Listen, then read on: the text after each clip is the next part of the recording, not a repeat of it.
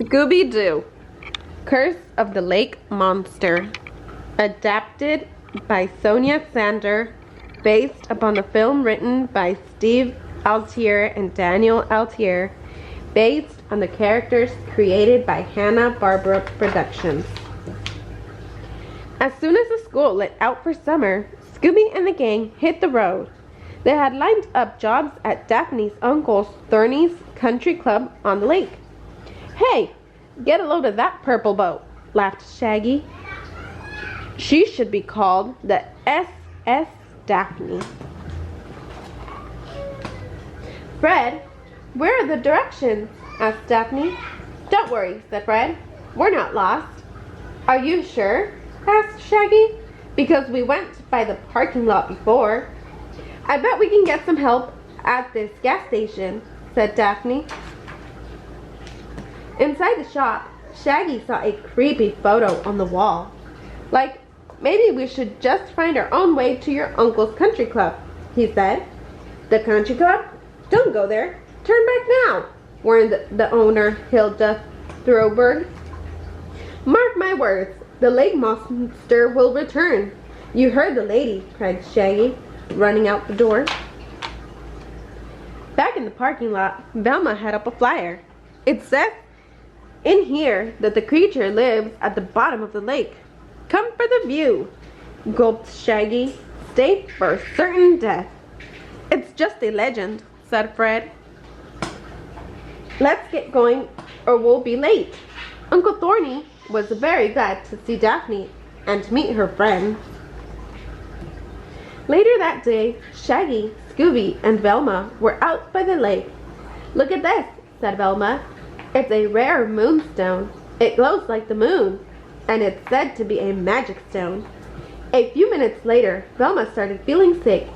"I think I need to go lay down in my room." That night, while Velma rested, the gang went to Uncle Thorny's party. Scooby and Shaggy headed right for the food, but they didn't get to eat much before a thick fog rolled into the tent. Look at that," said Shaggy, who ordered the pea soup. But it wasn't pea soup. It was the lake monster, and he was not happy. "Run!" cried Shaggy. No one had a chance to get away. The monster was too fast. It knocked the whole tent down. "It's going to be a very short summer if this mystery isn't solved," said Uncle Thorny. "That lake monster practically destroyed my golf course. It's full of holes." "Guys, we have to do something," said Daphne. "Oh, brother," sighed Shaggy. "Here we go again." "We should start with Elmer Uggins," said Velma. "He's the only one who's ever taken a photo of the monster." Elmer Uggins lives in an old spooky lighthouse. When no one answered the door, the gang split up to look for clues. It didn't take them long for the lake monster to find them. Luckily, it wasn't the real lake monster. It was just Elmer Uggins. "I was pretending to be the lake monster," he said, "so I could take pictures and sell the lake monster postcards." Elmer Uggins told the gang all about the lake monster. A very long time ago, Wanda Gerbort lived in a cave by the lake. One day, some new people moved to the lake. Wanda told them if they didn't leave, she would curse them. When the people stayed, she used her magic staff. She turned a frog into the lake monster to scare them. Back at the golf club, the lake monster caught up with the gang again. Luckily, Scooby rode in and saved Shaggy.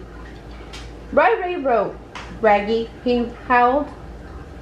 Fred and Daphne hid in the golf shop. The lake monster didn't see them, but Fred and Daphne saw the monster and the monster's boss. They just couldn't see the boss's face. Safe from the monster, the gang went to find Velma. They found her asleep by the lake. She had warts all over her hands. "Warts? Jinkies!" cried Velma. "What did I miss?" "There was her purple paint on the mystery boss's cloak," said Daphne. "The same paint as on the boat Shaggy saw. Fred and Daphne found the boat and a clue. Looks like old newspapers, said Fred. It's about what happened to Wanda. Her staff was destroyed and the magic stones were buried, read Daphne. Uri Point Floating Museum, closed for renovations. The monster must be looking for the buried stones, said Fred. Yes, but who is the monster? Asked Daphne. Maybe this will help us, said Fred, holding up a paper. Wanda had children. Back in Shaggy's room, Daphne looked up grubwort in the phone book.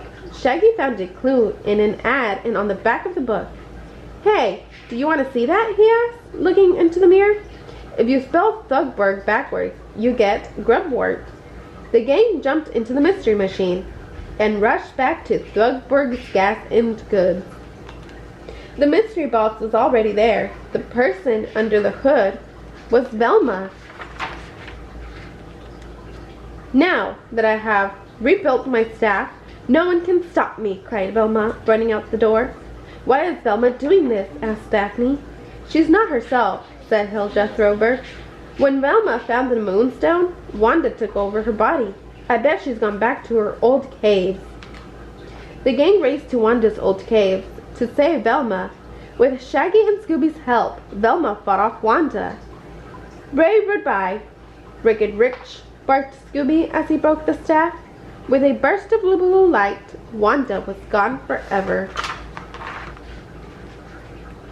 Is it over? Velma asked, blinking. Ruh-huh, said Scooby. Well, gang, looks like that's another mystery solved, Fred declared. Our summer vacation is saved. Come on, everyone, cried Shaggy. Group hug. The end.